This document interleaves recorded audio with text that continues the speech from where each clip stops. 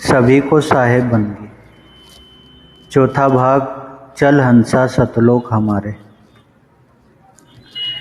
पिछले भाग में बताया कि उस सत्पुरुष को पाने के लिए कोटि प्रकार का ज्ञान जब तब क्यों ना कर लें, फिर भी वह इन साधनों द्वारा साधक के हाथ लगने वाला नहीं है। इस भेद को जानने के लिए भेदी गुरु की आवश्यकता है, जो यह सब भेद अलग अलग करके हमें स्पष्ट रूप से समझा सके, और तभी हम उनके मार्गदर्शन द्वारा सही ठिकाने पर पहुंच सकते हैं जहां सत्पुरुष का वास है। इसलिए सद्गुरु कबीर साहब कहते हैं, वस्तु कहीं खोजत कहीं, कहे विधि आवे हाथ, कहे कबीर ता वस्तु का, भेदी लीजे साथ। भेदी लीना साथ में, भेदी लिया साथ में, दीन्ही वस्तु लखाए। कोटि जन्म का पंथ था, पल में पहुंचा जाए। सही ठिकाने का ज्ञान न होने से उस परमात्मा को लोग किसी अन्य जगह ढूंढते जा रहे हैं, लेकिन उनके हाथ में कुछ नहीं लग रहा है, क्योंकि वे अलग जगह पर उस परमात्मा का शोधन कर रहे हैं। तो फिर वह उनके हाथ में कैसे आएगा। सद्गुरु कबीर साहब सलाह देते हैं कि उस परम पूज्य परमात्मा को यदि आप ढूंढना चाहते हो, देखना चाहते हो, तो उसे जानने वाले भेदी गुरु को अपने साथ लो। जब आप उस भेदी गुरु को अपने साथ ले लोगे, जब परमात्मा का ठिकाना आपको सहजता से पता चल जाएगा, जिसे ढूंढने के लिए आपने कोटि जन्म गंवाए, उसे आप भेदी गुरु द्वारा एक पल में पा सकते हैं।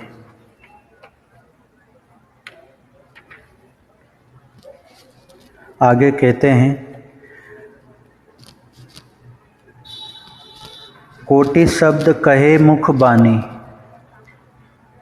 एक ही शब्द हमारा हो, ताकि गम काल नहीं पावे। सो संतन चित धारा हो।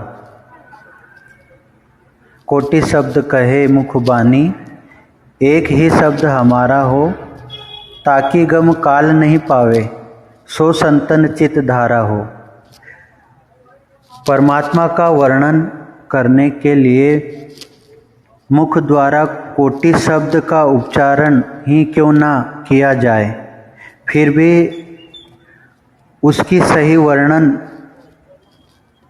सही वर्णन आप नहीं कर सकते, क्योंकि वह तो शब्दों के परे हैं।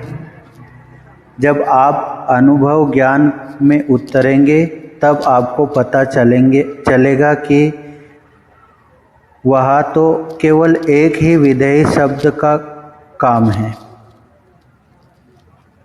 और वह है नामनीय अक्षर। इस नामनीय अक्षर का भेद काल नहीं जानता, और उसको पाने की गम काल को ज्ञात न होने की वजह से उसने सकल संसार में भ्रम पैदा कर दिया है, और सभी भ्रम में ही ईश्वर का शोधन कर रहे हैं। लेकिन संतों ने ईश्वर को शोधन किया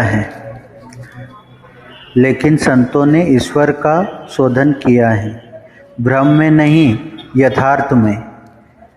उसको पाने की गम संतों ने खोज निकाली है, और उस गम को जानकर आप भी उस पहुंच तक सहजता से पहुंच सकते हैं। इसलिए सद्गुरु कबीर साहब कहते हैं, ताका भेद सुनो हो संतो, अब मैं कहूँ विचारा हो। ताका भेद सुनो हो संतो, अब मैं कहो विचारा हो। 8 अंश वाही ते प्रगटे, सो सब ही ते न्यारा हो। जिस भेद को संतों ने पाया है, उस भेद को वे विचारपूर्वक आपको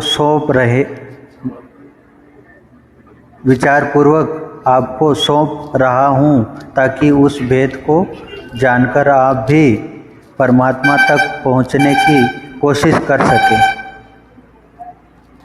उस भेद को मैं विचारपूर्वक आपको सौंप रहा हूँ, ताकि उस भेद को जानकर आप भी परमात्मा तक पहुँचने की कोशिश कर सके।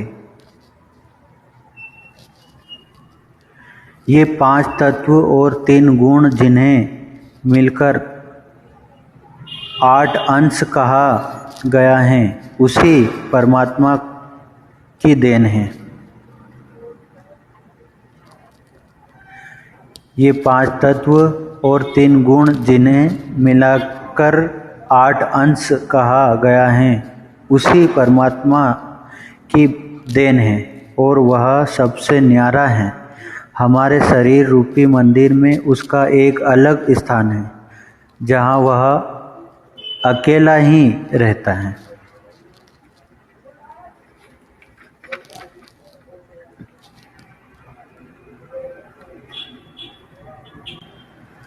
आगे कहा है, या अक्षर वो है निह अक्षर, या अक्षर वो है निह अक्षर, सोई नाम हम पाई हो। वो ही नाम को निसी दिन सुमरे, ताको काल न खाई हो। या अक्षर वो है निह अक्षर, सोई नाम हम पाई हो। वो ही नाम को निसी दिन सुमरे, ताको काल न खाई हो। जो प्रकाशमान हुआ है वह अक्षर है, और इस अक्षर से ही क्षर सृष्टि का निर्माण हुआ है। उसी तरह अक्षर और क्षर सृष्टि का निर्माण निअक्षर से हुआ है, और उसी नाम निअक्षर को आप सही भेद द्वारा जान सकते हैं। यदि आप उस नाम निअक्षर का सुमिरन रात दिन करते रहेंगे तो काल आपको अपना ग्रास नहीं बना सकता, क्योंकि जब हमें नाम निअक्षर की सुध आ जाती है तो काल समझ जाता है कि यह अपने जाल में फंसने वाला नहीं है। यह अगम की वाणी पूरा गुरु ही लिख सकता है। यह भेद सुरती को शब्द में समाने का है। शब्द और सुरती जब एक रूप हो जाती हैं, फिर आप इस भवसागर में जन्म नहीं लेते, वह नाम निअक्षर में ही समाविष्ट हो जाती हैं, जिसे जीवन मुक्ति कहा गया है। लेकिन इसके लिए हमें उस शब्द पर आरूढ़ होना होगा, जिस पर सवार होकर हम अमरलोक तक जा सकते हैं।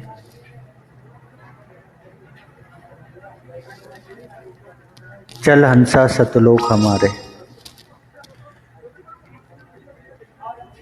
ये विषय यहाँ खत्म होता है। बोलिए सतगुरु देव की जय। आगे का विषय भी बहुत महत्वपूर्ण है, आगे के विषय को भी जरूर सुनना। आगे का विषय है शब्द जहाज चढ़ो भाई हंसा। सभी को साहेब बंदगी।